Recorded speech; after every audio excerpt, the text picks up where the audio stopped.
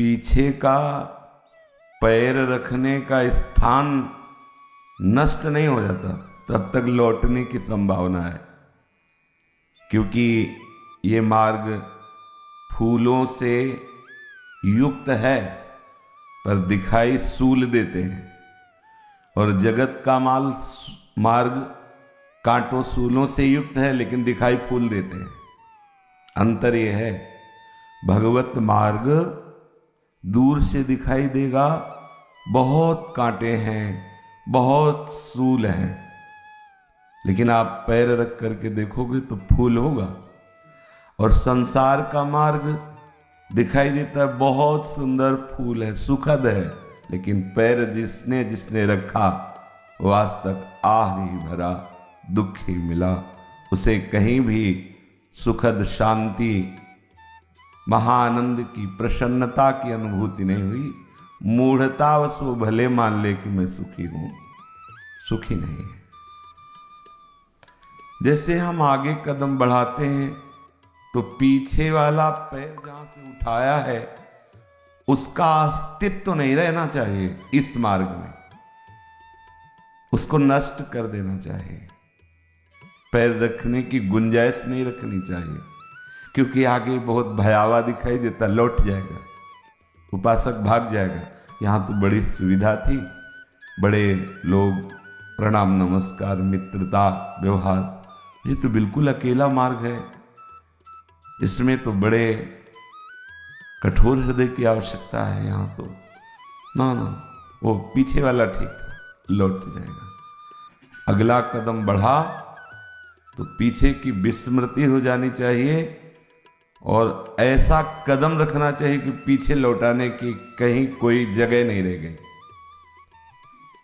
एक हुतो सो गयो श्याम पे, अब को आराम है, अब जगह नहीं रह गई पीछे जाने की।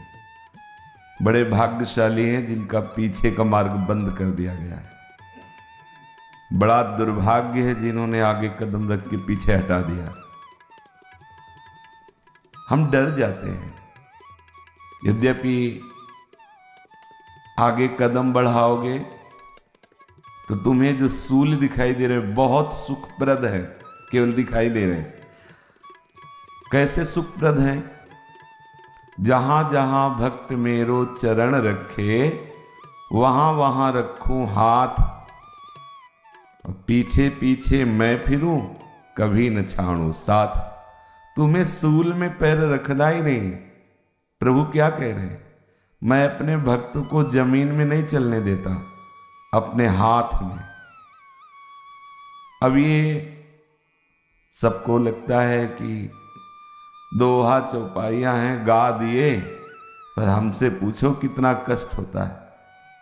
तो तुम अभी संसार मार्ग में खड़े हो, इसलिए तुम्हें ऐसा अनुभव हो रहा है। आप भगवत मार्ग के पथिक बनो, कष्ट शब्द नहीं है। आत्यंतिक दुख की जहां निवृत्ति है उसे कहते हैं परमार्थ पथ। आत्यंत कहीं किंचन मात्र भी कोई दुख की निशानी नहीं है, सुख समुद्र है। बोले हमें तो अनुभव हो रहा है। संसार का स्वरूप बिल्कुल छोटा सा समझ लीजिए, समस्त ब्रह्मांडों का एक ये नमूना है। जैसे हम किसी ट्रक के माल को देखना चाहें कि बोरों में कैसा लदा है तो परखी डाल के देखते हैं, उस नमूने से पता चल गया पूरा माल कैसा है। पूरे ब्रह्मांड का ये नमूना है। शास्त्रों में पढ़ के देखो, उदर में समुद्र, अमुक अमुक अमुक देवता, सब इसी में विराजमान वर्णन है। अब इस शरीर से राग छूट जाए तो आप परमार्थ के पथिक, और शरीर में राग बना हुआ है तो संसार के पथिक। हमारे अंदर भावना होती कि हम परमार्थ के पथिक हैं, पर हमें सुख संसार का ही चाहिए। अच्छा भोजन, अच्छा कपड़ा, सब हमें सम्मान दें, सब हमारी प्रशंसा करें, खूब जो हमारे अनुकूल भोग हों उनकी बहुतायत हो। अंदर देख लो, यही संसार मार्ग है जो आप चाह रहे हैं। और आप बनते हैं परमार्थ पथ के पथिक।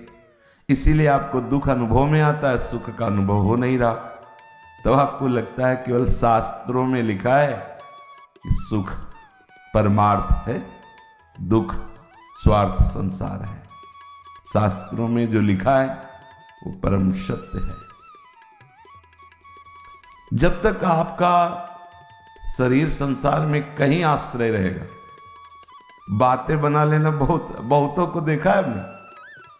इसीलिए कहते हैं बच्चापन से बहुतों को देखा है, इस नेत्र के सामने से करोड़ों खोपड़ियां निकल गई।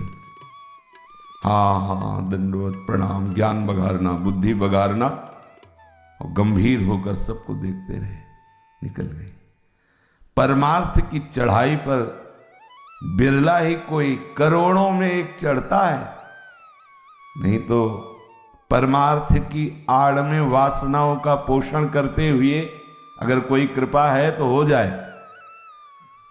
परमार्थ की आड़ में अपनी वासनाओं का पोषण करते हुए अगर कोई है हेतु की कृपा तो हो जाए, हमारी ऐसी मांग रहती है।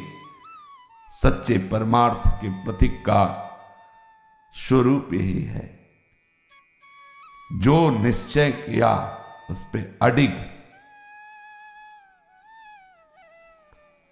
तजौ न नारद कर उपदेशु, आप कहें सतबार महेशु। जब अंबाजी से सप्त ऋषिगण कहते हैं कि परम सुंदर दूल्हा दिलाएंगे, कहाँ ये बाघंबर चिताभस्मा लेपो गरल मसनम दिक्पट धरो, है ऐसे को तुम वर्ण करने की बात सोच ली। तपस्या छोड़ो, हठ छोड़ो, शिव की प्राप्ति की बात छोड़ो, तुम्हें दूल्हा प्राप्ति कर रही ना, बहुत सुंदर दूल्हा। सारे देवता जिसे नमस्कार करते हैं वो भगवान श्री हरि से हम प्रार्थना करेंगे, तुम्हें समर्पित करवा देंगे। बिचौलिया हम है, सप्तऋषि कहते, बस तुम हां बोलो। माता की निष्ठा जगदम्बा है, भगवान शिव की प्रिया है, क्या कह रहे हैं। हमारे गुरुदेव ने हमें उपदेश दिया है महादेव को पति रूप में वर्ण करने का। नारद जी, तजौ न नारद कर उपदेशु, और आप कहें सत बार महेशु। सैकड़ों बार स्वयं आराध्य देव भगवान शिव आके कह दे तो भी उनकी आज्ञा नहीं मानूंगी, अपने गुरुदेव की बात नहीं टालूंगी।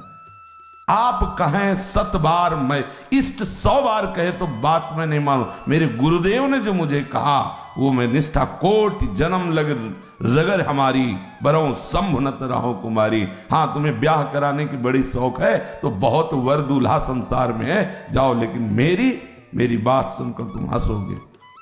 करोड़ों जन्म लूंगी और हर बार तपस्या करूंगी महादेव को प्राप्त करने के लिए। इसे कहते हैं धारणा, इसे कहते हैं निष्ठा। जहां कहीं चमत्कार प्रकट हुआ है वो निष्ठा से प्रकट हुआ है। हम देखते हैं और सत्संग में कहते हैं प्रारंभ यहीं से होता है, आश्रय से। अपने लोग जानते हो कैसे पैर रखते, पीछे वाला कस के जमा के और आगे वाले को ऐसे। अगर जरा भी आंच लगेगी ना फट में पीछे, तो आंच तो है ही है, फिर तो भागना ही पड़ेगा। अगर ये है कि अब मैं जलूंगा, पीछे नहीं मुड़ूंगा, तो विश्वास कर लो चंदन क्या शीतल होता है। चंदन क्या शीतल, कैसे तुम्हें बताएं कि हरि का प्यार कैसा होता है, प्रभु का कृपा दुलार कैसा होता है। वो सब वाणी का विषय नहीं। आप लोग बाहरी दृष्टि को देखकर हरि का प्यार समझते हैं। वैभव है, शरीर स्वस्थ है, भोगों को भोग रहा है, मनमानी आचरण कर रहा है, बोले भगवान की इनके ऊपर बड़ी कृपा है, भगवान इनको माने हैं। कोई रोग से ग्रसित है, खाने को नहीं मिल रहा है, लोग उसकी निंदा कर रहे हैं, तो तुम क्या जानो ये अकृपा है। हो सकता है प्रभु उसकी गोदी में खेलते हो, तुम क्या जानो। बाहरी दृष्टि रखने वाले बहिर्मुख, बाहर के दृश्यों को भगवत कृपा मानी जाती है। कृपा का स्वरूप देखो, ये शरीर पाप और पुण्य दोनों से मिश्रित होकर बनता है। किसी का भी हो, प्रभु का और प्रभु के समान जो कारक महापुरुष है, जो आचार्य आते हैं, पर आप किसी भी महापुरुष के जीवन चरित्र को देखो, इस मृत्यु लोक में कदम रखते ही मृत्यु धर्म को स्वीकार करते हैं। यद्यपि उनका भागवतिक शरीर फिर भी पूरे शरीर में पस पड़ जाता है, घाव हो जाते हैं। श्री सनातन जी महाराज कितने भी आचार्य कोटि के महापुरुषों के जीवन चरित्रों को पढ़ के देखो तो आपको दिखाई देगा कि उनका शरीर रोग ग्रसित होता है, वो बीमार है, वो परेशान करने वाले दुख से घिर गए हैं। ज्ञानी और अज्ञानी के दोनों के शरीरों का धर्म यही है। चूंकि इसकी रचना ही क्षय प्रकृति से हुई है। क्षय माने नाशवान, क्षय नाशवान। अक्षर अविनाशी स्वरूप इस क्षर विनाशी को स्वीकार किए हुए ही व्यवहार बरत रहा है। ज्ञानी दृष्टा रहता है, भक्त समर्पित रहता है। दोनों इसके द्वारा प्राप्त दुख सुख को धैर्यपूर्वक सहन कर लेते हैं, ना हर्षित होते हैं ना शोकित होते हैं। इस शरीर पर जिसने ममता राग की है उसका अंदर से भावे रहता है कि हमारी भक्ति हमारे भजन का फल ये हो कि कोई विपत्ति ना आवे, कोई रोग ना हो, कोई परेशानी ना हो, बड़ी अनुकूलता है। ऐसा भगवान के अवतार में भी नहीं हुआ। तो अरे अज्ञानी, तुम्हारे जीवन में ऐसा कैसे हो सकता है?